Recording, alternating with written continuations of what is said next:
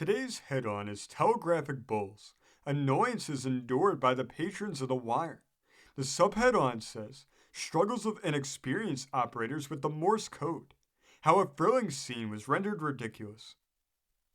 It says, the telegraphic supplies of a certain western railroad are kept at the small station situated a few miles from the principal terminus of the road. One day, the superintendent of telegraph had occasion to personally oversee some alterations in an office out on the line. And wishing to put in a new local battery, he telegraphed the operator, "Meet me at train number 5 with locals." The operator was inexperienced and he mistook the signal for L, a dash of medium length, for that of T, a short dash, thus making the official ask for 2 cats. It happened that there were several half-grown cats about the station, and while wondering somewhat at the peculiar manner in which his superior spelled 2, he proceeded to capture the requisite number of these animals, a task which he accomplished with considerable difficulty. The superintendent was highly proficient in the art of swearing, and it can readily be imagined that he gave a fine exhibition in this line when he stepped from the train at the station to be confronted by the operator with a wild-eyed kitten in either hand. The telegraphic code is made up of various combinations of short signals, dots, and long signals, dashes, and some of these combinations are such that many letters may be confounded if the receiving operator does not possess a keen and ready judgment, or the sending operator does not form his characters correctly. Some operators lack the faculty of counting correctly when sending. To these, HP and 6, 4, 5, and 6 dots are great stumbling blocks. This discrepancy is also a source of trial to operators who are receiving from them, for these senders generally get 1 dot too many in each of the letters above mentioned, and are continually making poles of holes and pens of hens. There was formerly an operator on a western railroad who invariably crowded 8 dots into the letter P, while he rarely stopped short of 16 dots when he set out to make the figure 6. His struggles with his daily report of train 66, which left his station at 6:46, were very amusing to everyone on the line, except the train dispatcher, who was blessed with a very nervous and irritable temperament. A message was once sent reading, "Come at once, bring baggage, situation awaits you." The inexperienced operator who received it used her Yankee gift of guessing to poor advantage, as she changed situation to salvation. The party to whom the message was sent failed to see the necessity for taking his baggage on such a trip. A great source of error lies in the so-called spaced letters. In order to permit of rapid work, it was necessary that as few dashes as possible should enter into the combinations which make up the code. Too many dots in a character was open to serious objection, so that bane of all operators, the spaced letter, was invented. There are 6 spaced letters in the Morse Code: C, O, R, Y, Z, and ampersand. C is made up of 2 dots, a space, and a dot, precisely the same thing as I, 2 dots. E is 1 dot, save in the very small difference in the length of the space. O is double E, R is E space I, Y is double I, Z is S space E, ampersand is E space S. Boston was once unable to deliver a message addressed Reverend O.C. House until the sending operator, by using greater care and spacing, changed the address to Revere House. Should any reader of this be requested by telegram to meet a friend at the 11th City tram, he may look for him at 11:30. Notes have been protested when they should have been protected. Rochester, New Hampshire has received telegrams that should have gone to Rochester, New York. Bunts have been sent in answers to orders for beans, all because of a disregard of the space by some telegrapher ambitious to make a record for speed. The fiends of the wire have sometimes been known to arrogate to themselves a power legally belonging solely to the legislature, that of changing men's names. The firm of A.M. Osborne and J. Richards was thus rechristened Amos Bourne and J. Richfitz.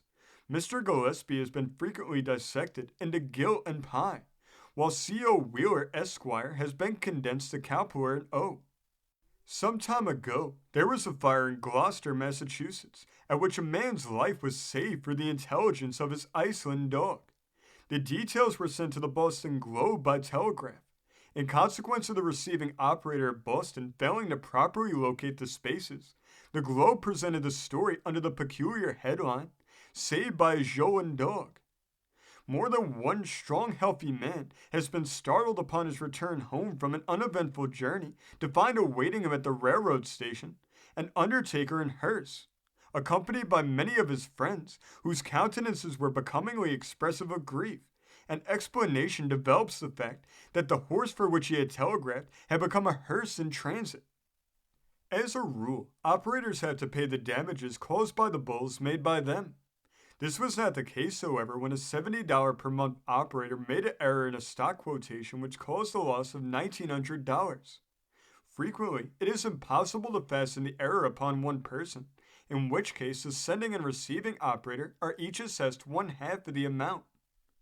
An instance of this, occurring a few years ago, illustrates the difficulty of finding the culprit.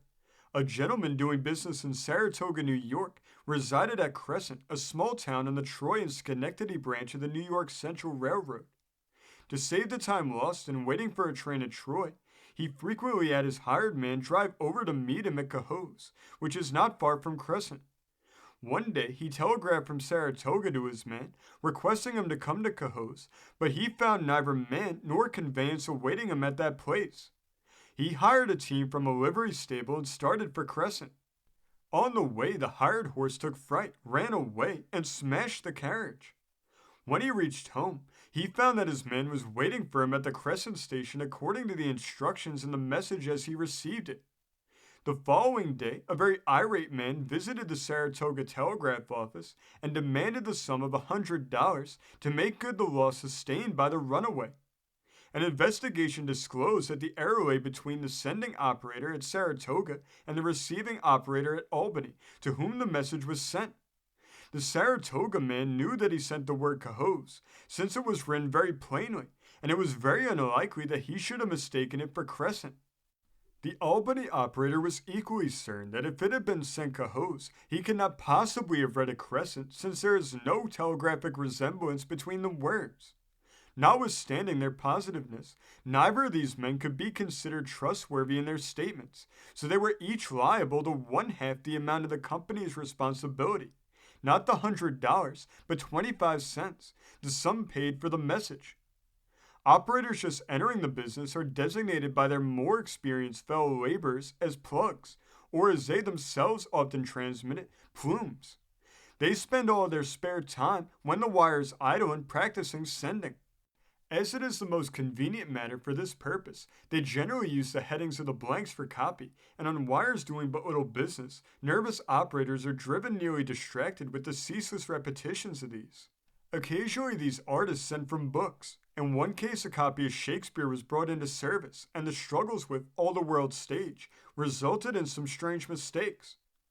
They frequently have an exalted idea of their own ability, and occasionally request operators who send too fast for them to write Morse. The sending, technically known as writing, of operators possesses as much individuality as does their penmanship, and old friends frequently recognize each other in this way. Many, through improper instruction, are unable to form their letters correctly, and it requires perfect familiarity with their eccentricities of style on the part of those receiving from them. Poor writers generally imagine that the fault is in the receiver. One lady operator invariably asks receivers who are unable to read her peculiar Morse, "Do I write too fast for you?" Through the exertions of an operator of this class, a message designed for Lime Rock, Connecticut, wandered up and down that state one day, looking for Limerick. The telegraph scene and across the continent is a source of ridicule to telegraphers. The star of the play is, in one scene, telegraph operator at a small station on the Union Pacific Railroad and is surrounded with hostile Indians. He telegraphs for help in an unintelligible jargon of dots and dashes, translated by him for the benefit of the audience. As a general thing, the operator behind the scenes does not know any more about telegraphy than the one on the stage, but his jumble is read to the breathless audience as intelligence that help is coming. Occasionally, a practical telegrapher is employed behind the scenes, and he seldom fails to take advantage of the situation. On one occasion, the sounder ticked off, "Say, Oliver, let's take a drink," which was received by Oliver with "Thank God, we are saved." This article was written by F. Scott Smith. This story came from the great state of Massachusetts, being reported in the Boston Sunday Globe of May 13th, 1888. Thank you for joining us today. If you want to continue to uncover all of America's lost and forgotten history, now remember before you leave to hit the subscribe button, hit the notification bell, and remember to like and comment below. And we'll see you next time on Americana Archives.